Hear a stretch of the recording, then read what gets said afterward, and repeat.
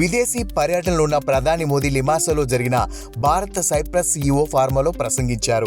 ప్రపంచవ్యాప్తంగా జరుగుతున్న డిజిటల్ లావాదేవీల్లో 50% యూపీఐ ద్వారానే జరుగుతున్నట్లు వెల్లడించారు.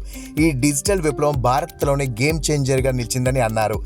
ఇది ఆర్థిక నూతన ఆవిష్కరణలను ప్రోత్సహిస్తుందని మోదీ పేర్కొన్నారు. భారత్లో మౌలిక సదుపాయాలు అభివృద్ధిలో ఏటా $100 బిలియన్ పైగా పెట్టుబడి పెడుతున్నట్లు తెలిపారు.